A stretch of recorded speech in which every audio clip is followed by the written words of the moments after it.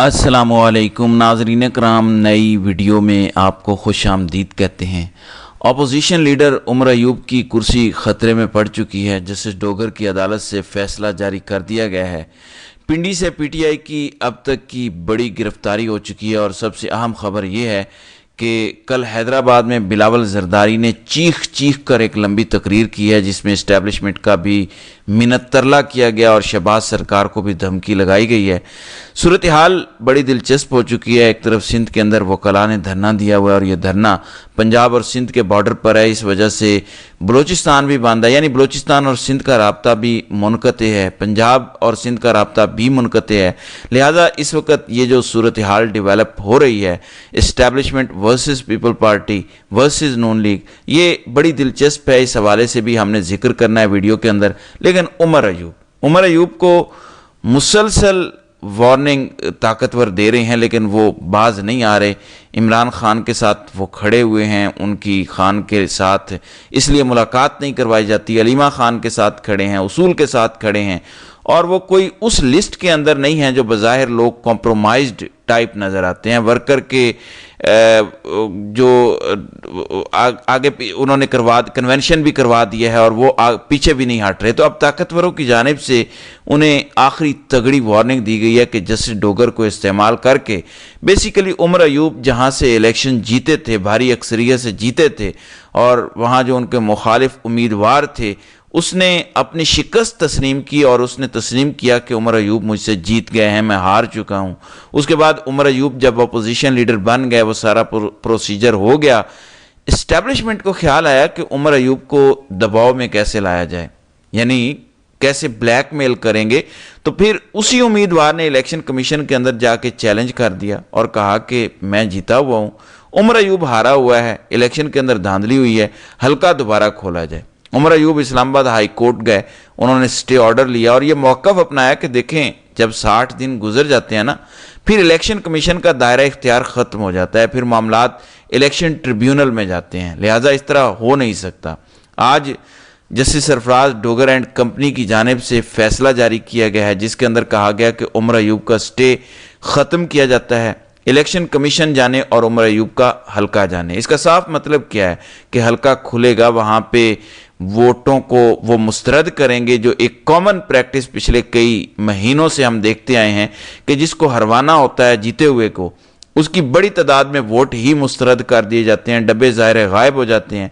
लिहाजा अब कोशिश ये है कि उमर अयूब को ये पैगाम दिया जाए कि आप ना तो एमएनए रहेंगे, ना आप अपोजिशन लीडर रहेंगे, आपके पल्ले कुछ भी नहीं रहेगा अगर आप इस तरह से इमरान खान के ताबेदार बने रहेंगे।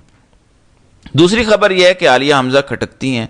हमाद अजहर जैसे लोग चाहिए जो छुपे रहें, ना खुद निकलें, ना अवाम को निकाल सकें, ख़तरा है ना। तो आलिया हमजा ने तो नाथ भी डाली हुई थी, निकलती थीं, डॉक्टर्स के धरने में पहुंचती हैं, रैलीज निकालती हैं, मुलाकातें करती हैं, अदालतों में जाती हैं। कल भी वो अदालत में पेश हुई, जहां पे उन्हें 25 अप्रैल तक के लिए रावलपिंडी की अदालत से ज़मानत भी मिली थी। लेकिन कल रावलपिंडी के अंदर रात के वक्त वर्कर कन्वेंशन था, तो वहाँ पे आलिया हमजा पहुंची और वहाँ से कुछ वर्कर समेत आलिया हमजा को गिरफ्तार कर लिया गया। अब ये बहुत बड़ी गिरफ्तारी है। आलिया हमजा अगर लंबे अरसे तक गिरफ्तार रहती हैं तो पीटीआई पंजाब के अंदर जो सर उठा रही थी उसको नुकसान होगा। तो मुसलसल पीटीआई की खवातीन पर हाथ डाला जा रहा है। अब आलिया हमजा को गिरफ्तार किया गया है, इससे पहले 2 दफ़ा अलीमा खान गिरफ्तार हो चुकी हैं। तो अब देखना पीटीआई को होगा कि क्या इस तरह से होम्योपैथिक तरीके से, जैसे वो barrister Gaur, barrister Saif, Gandapur, Azam Swati and company ने यह फैसला किया हुआ है कि इस्टेब्लिशमेंट से क्योंकि हम जीत नहीं सकते, वो बड़े ताकतवर हैं, लिहाजा बूट ही पॉलिश करने चाहिए। तो इस सूरत हाल से पीटीआई को निकलना होगा। फिर कल इसहाक डार अफ़गानिस्तान का दौरा करने जा रहे हैं, क्योंकि अमेरिका के ट्रंप कह चुके हैं कि अफ़गान तालिबान हमारा जो असला बचा हुआ था वो दहशतगर्द तंजीमों को बेच रहे हैं, और हम ने जो बड़ी जल्दी अफ़गानिस्तान से निकले, इस वजह से भी जो है वो तालिबान नाराज़ हैं, यानी हमने जो बड़ी तेज़ी से अफ़गान तालिबान को निकाला। तो एक तरफ तो इसहाक डार उधर जा रहे हैं, दूसरी तरफ कहा गया है कि हमने बड़ी खारजा पॉलिसी दुरुस्त कर ली है, बांग्लादेश से भारत आउट हो चुका है, हम इन हो गए हैं। और बंगालियों ने भी कह दिया है कि एक तो वो 4 अरब डॉलर बड़ी रकम होती है हमारे जैसे मुल्क के लिए। ये तो ऐसे ही है ना कि آپ فوتگی والے گھر سے سالن مانگ لیں، ہم تو ویسے ہی ٹکا ٹکا مانگتے ہیں IMF سے۔ بنگالیوں نے کہہ دیا کہ بھائی وہ نکالیں ہمارے پیسے، پرانا کوئی حساب کتاب آپ کی طرف بنتا ہے، جب ہم اکٹھے تھے 4 ارب ڈالر سے اوپر کے وہ پیسے دیں، 3 لاکھ سے زائد ہم کیونکہ افغانی نکال رہے تھے، تو انہوں نے کہا کہ 3 لاکھ سے زائد پاکستانی لوگ، پاکستانی بنگالی ہمارے پاس ہمارے ملک سے واپس لیں۔ دوسرے نمبر پہ جو 1971 میں آپ نے کیا تھا اس پر ہم سے کھلم کھلا معافی بھی مانگے۔ اب یہ تو ہم بارہا بنگلہ دیش کو کہہ چکے ہیں کہ ہمیں افسوس ہے، ہم آپ سے چوری چپ کے معافی مانگنے کے لیے تیار ہیں، لیکن انہوں نے کہا کہ اگر تعلقات بنانے ہیں تو پیسے بھی نکالو، اپنے بندے بھی واپس لو اور کھلم کھلا معافی بھی مانگو۔ تو یہ صورتحال بنی ہوئی ہے۔ پھر حیدرآباد کے اندر بلاول کی جانب سے خطاب کیا گیا، کوئی 5-6 ہزار کا مجمع ان کے سامنے تھا اور کوئی گھنٹہ 1.5 گھنٹہ بلاول نے تقریر کی، بڑی جذباتی تقریر اور بڑی چیخیں مار مار کے اور بڑے غصے کے اندر۔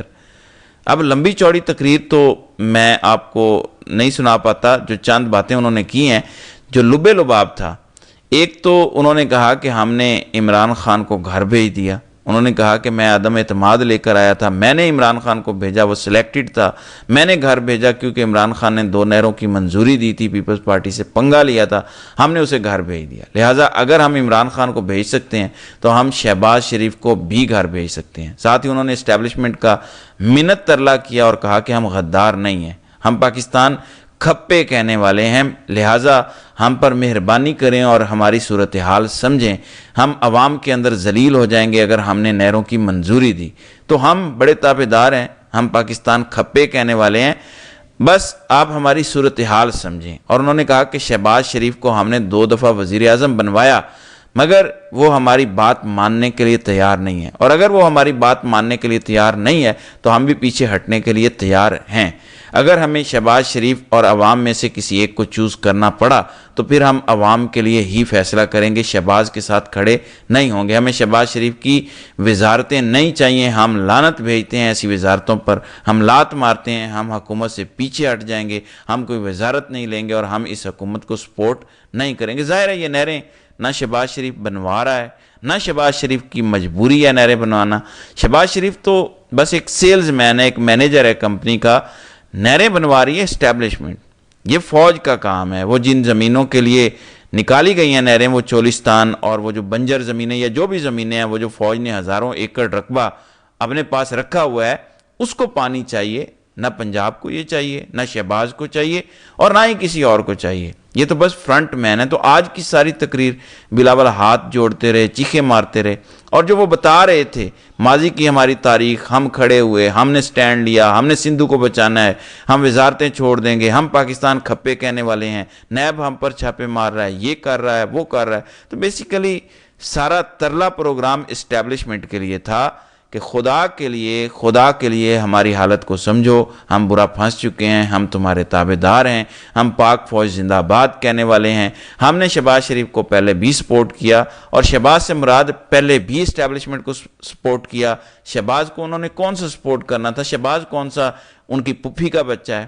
ان کی تو مخالف ہے نون لیگ، یہ ایک دوسرے کو گالیاں دیتے آئے ہیں۔ اور آج بھی بلاول نے کہا کہ یہ جو عمر کوٹ کے اندر الیکشن ہوا ہے اس میں نون لیگ PTI کو سپورٹ کر رہی تھی۔ بلاول نے کہا کہ نون لیگ بھی ہمارے خلاف تھی، بیسیکلی وہ پیغام دینا چاہ رہے تھے کہ ہم نے پہلے بھی اسٹیبلشمنٹ کو سپورٹ کیا، ابھی بھی کر رہے ہیں، ہم آگے بھی کریں گے، ہم تابعدار ہیں، ہماری مجبوری سمجھیں، ہم یہ نہیں کر سکتے، ہماری سیاست ڈوب جائے گی، بیڑا غرق ہو جائے گا، ہمارے حال پر رحم کریں۔ لہٰذا اس وقت صورتحال بڑی یونیک ہے، بلاول ترلے منت کر رہے ہیں، اور ساتھ میں انہوں نے کہا کہ 26ویں ترمیم اور آگے پیچھے تو بہت ساری اپنی وہ قربانیاں گنوا رہے تھے کہ ہم نے بڑی قربانیاں دی ہیں، ہمارے حال پر رحم کریں۔ اب دیکھنا ہی ہوگا کہ اسٹیبلشمنٹ اس معاملے سے پیچھے ہٹتی ہے یا نہیں ہٹتی۔ تو ناظرین کرام، آپ کی اس ویڈیو کے حوالے سے کیا رائے ہے؟